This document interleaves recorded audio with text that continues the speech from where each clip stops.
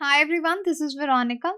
आज हम एक हिस्टोरिक ग्लोबल ट्रीटी के बारे में बात करने जा रहे हैं जिस पे यूनाइटेड नेशंस मान गया है कि प्लास्टिक पोल्यूशन को अब सीरियसली लिया जाए और कोई ट्रीटी साइन की जाए। इस पे हम डिटेल में डिस्कस करेंगे। आपकी कोई भी क्वेरी हो आप मुझसे कनेक्ट कर सकते हैं फेसबुक, इंस्टाग्राम या टेलीग्राम पे। पीडीएफ जो है वो आपको सिर्फ और सिर्फ मेरे टेलीग्राम चैनल पे ही नज़र मिलेगी। आपकी देखिए, अगर आप कोई भी कोर्स लेना चाहते हैं स्टडी IQ पे तो आप डिस्काउंट कोड यूज़ कर सकते हैं वीरो33। यहाँ पे 33% ऑफ आपको इस पे मिलेगा। किसी भी कोर्स के लिए आप हमारी वेबसाइट विज़िट कर सकते हैं या फिर कॉल करके सारी जानकारी ले सकते हैं। अब देखिए, यहाँ पे यूनाइटेड नेशंस ने अप्रूव कर दिया है एक लैंडमार्क अग्रीमेंट कि हम वर्ल्ड का पहला ऐसा ग्लोबल प्लास्टिक पोल्यूशन ट्रीटी जो है वो बनाएंगे। ये बहुत सिग्निफिकेंस है इस ट्रीटी का बिकॉज 2015 में पेरिस क्लाइमेट अकॉर्ड के बाद इस तरह का ये एक मेजर ट्रीटी या अग्रीमेंट आप कह लीजिए वो रहेगा।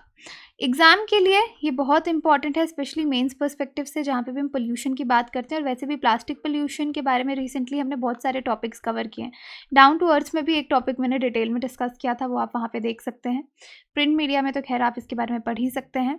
अब जो मेंबर स्टेट्स हैं, UN की मैं बात कर रही हूँ यहाँ पे, उन्होंने एक हफ्ते से ज़्यादा नायरोबी कीनिया में एक ये जो पैक्ट है प्लास्टिक पोल्यूशन को लेकर, इस पे डिस्कशन चली क्योंकि एक इन्वायरमेंटल क्राइसिस हमको देखने को मिल रहा है। और ओशन से लेकर माउंटेन टॉप तक आपको हर जगह प्लास्टिक नज़र आ रहा है और हमारे पास अभी तक कोई इस तरह का समाधान नहीं है कि इस प्लास्टिक पोल्यूशन से को हम किस तरीके से डील करें। इसलिए सारे देशों को एक लाइन पे आने की बहुत ज़्यादा ज़रूरत है। तो गवर्नमेंट ऑफिशियल्स डेफिनेटली इसको हेल कर रहे हैं कि अच्छी बात है, हम अडॉप्ट करेंगे, रेजोल्यूशन अडॉप्ट करेंगे जो लीगली बाइंडिंग होगा, ताकि एक legally binding plastic pollution treaty हम लोग बना सकें और फाइनली इसको फाइनलाइज किया जाएगा 2024 तक। ये सब बातें हुई हैं। हिस्टोरिक रेजोल्यूशन है ये और इसका टाइटल जो एंटाइटल इसको किया गया है वो है एंड प्लास्टिक पोल्यूशन, कि हमें प्लास्टिक पोल्यूशन को ख़त्म करना है towards an internationally legally binding instrument. तो ऑब्वियसली यहाँ पे एक ये लीगली बाइंडिंग इंस्ट्रूमेंट के लिए जाना चाहते हैं ताकि हर देश इसको फॉलो करे। यहाँ पे ऐसे वॉलेंट्री ये नहीं रखना चाहते, तभी इस चीज़ में फ़र्क पड़ेगा। और ये अडॉप्ट किया है with the conclusion of 3-day United Nations environment assembly 5.2 meeting में। अराउंड 3400 लोगों ने इसको इन पर्सन अटेंड किया और 1500 लोग थे जो ऑनलाइन पार्टिसिपेंट्स थे 175 UN मेंबर स्टेट में से, जिसमें आपके 79 ministers and 17 high level officials इस मीटिंग में इन्वॉल्व थे। अब ये UNEA जो मैंने आपको बताया, यूनाइटेड नेशंस एनवायरनमेंट असेंबली, इसको फॉलो किया जाएगा यूनाइटेड नेशंस एनवायरनमेंट प्रोग्राम के द्वारा, जिसको UNEP एट 50 कहा जा रहा है। 2 दिन का स्पेशल सेशन यहाँ पे असेंबली के बाद है ताकि यहाँ पे 50th एनिवर्सरी भी मेंबर स्टेट्स मार्क कर रहे हैं और डेफिनेटली यहाँ पे एक इंक्लूसिव पोस्ट पैंडमिक वर्ल्ड बनाने की बात यहाँ पे ये कर रहे हैं।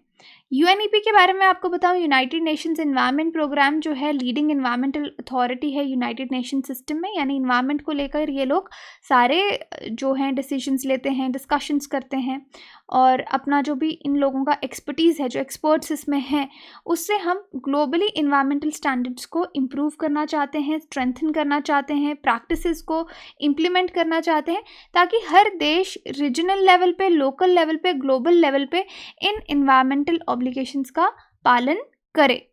मिशन क्या है UNEP का कि एक ये इस तरह का लीडरशिप प्रोवाइड कर रहे हैं और पार्टनरशिप एनकरेज कर रहे हैं, लोगों को इंस्पायर कर रहे हैं इन्वायरमेंट के बारे में कि हमको इन्वायरमेंट को बचाना है, नेशंस को समझा रहे हैं, उनको इनेबल भी कर रहे हैं कि किस तरीके से आपकी मदद हो सकती है प्लास्टिक पोल्यूशन को दूर करने के लिए, क्योंकि फ्यूचर जनरेशन्स को इससे बहुत ज़्यादा खतरा है।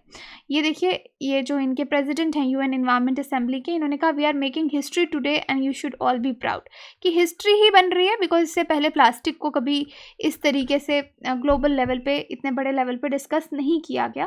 प्लास्टिक पोल्यूशन आज एक एपिडेमिक की तरह हो गई है, तो डेफिनेटली एक रेजोल्यूशन की ज़रूरत थी, ग्लोबल लीडरशिप की ज़रूरत थी इस चीज़ को रिकॉग्नाइज करने के लिए कि हमको इसको कैसे दूर करना है। और बहुत सिग्निफिकेंट इन्वायरमेंटल डील है ये पेरिस अकॉर्ड के बाद। इससे इन्वायरमेंट, इकोनॉमी सबको फ़ायदा होगा। सिग्निफिकेंट इम्पैक्ट इसका इकोनॉमीज़ में पड़ेगा जो मेजर आपके प्लास्टिक प्रोड्यूसिंग कंट्रीज़ हैं। प्लास्टिक प्रोड्यूसिंग कंट्रीज़ जिसमें आपका यूनाइटेड स्टेट्स, इंडिया भी इसी में आता है, चाइना भी आता है, जापान भी आता है।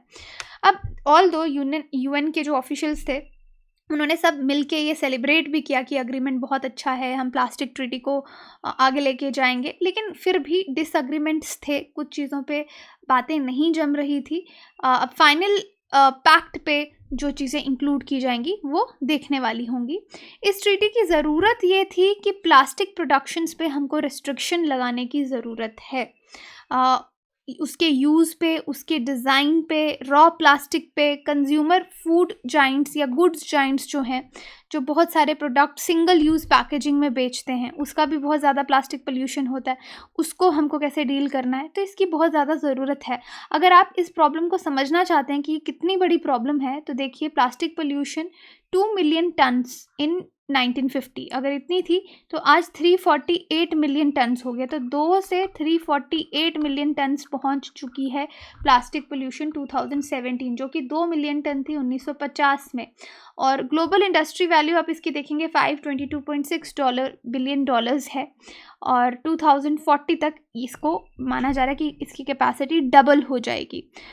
मिसमैनेजमेंट भी बहुत है, बहुत सारा प्लास्टिक वेस्ट आपका जनरेट होता है। कितना? 7.7 बिलियन मीट्रिक टन्स ग्लोबली। और नेक्स्ट 20 ईयर्स में ये एक्सपेक्ट किया जा रहा है कि इसको हैंडल नहीं कर पाएंगे और टोटली मिसमैनेजमेंट देखी जाएगी। यानी ह्यूमन पॉपुलेशन जितनी आज हमारी है, उसका जितना वेट है, उससे 16 टाइम्स ज़्यादा प्लास्टिक का वेस्ट हो जाएगा अर्थ पे, और इसका मिसमैनेजमेंट होगा। नेक्स्ट 20 सालों में ये फिगर जो है ये एक्सपेक्ट की जा रही है, ये प्रोजेक्ट की जा रही है। बहुत सारे एप्लीकेशंस हैं प्लास्टिक पैकेजिंग के जो हम देख रहे हैं, इन सब प्रॉब्लम में कंट्रीब्यूट कर रहे हैं। 2019 की रिपोर्ट है centre for international environmental law की, वो सजेस्ट करती है कि 2050 तक ग्रीन हाउस गैस एमिशंस जो प्लास्टिक से निकलते हैं वो 56 गीगा टन्स हो जाएंगे और 10 से 13% रिमेनिंग कार्बन बजट आपका रहेगा। इम्पैक्ट प्लास्टिक पोल्यूशन का आप देखेंगे तो ह्यूमन हेल्थ से लेकर एनिमल हेल्थ तक, ह्यूमंस की फर्टिलिटी इफेक्ट हो रही है, हार्मोनल प्रॉब्लम्स हो रही हैं, मेटाबॉलिक, न्यूरोलॉजिकल एक्टिविटी, हर जगह आप देखिए प्लास्टिक को, जहाँ पे एयर पोल्यूशन में कंट्रीब्यूट कर रहा है, हर जगह हर प्रॉब्लम में प्लास्टिक क्राइसिस जो है, क्लाइमेट चेंज हो रही है, ह्यूमन नेचर लॉस हो रहा है, पोल्यूशन तो कैटास्ट्रॉफी है ही। तो एक प्लानिटरी क्राइसिस होता हुआ प्लास्टिक पोल्यूशन की वजह से हमको नज़र आ रहा है। 2050 तक ग्रीन हाउस गैस एमिशंस जो प्लास्टिक प्रोडक्शन से रिलेटेड हैं 15% हो जाएंगी, इंक्रीज़ होती जाएंगी। मरीन एनिमल्स, कोस्टल स्पीशीज़ को इससे पोल्यूशन से ऑलरेडी बहुत फ़र्क पड़ रहा है और आने वाले समय पर भी बहुत ज़्यादा फ़र्क पड़ेगा। और हमने देखा कितने सारे एनिमल्स मर जाते हैं क्योंकि वो प्लास्टिक को खाना समझ के खा जाते हैं, और हमारे फूड चेन में भी प्लास्टिक एंटर कर रहा है। अब ये सारे स्क्रीनशॉट्स आप देख सकते हैं, यहाँ पे आपको ढेर सारा डेटा मिलेगा जो आप याद रख सकते हैं कि ओशन में तो है ही, माउंटेन टॉप्स में भी आपको प्लास्टिक नज़र आ रहा है, फूड चेन में एंटर कर रहा है।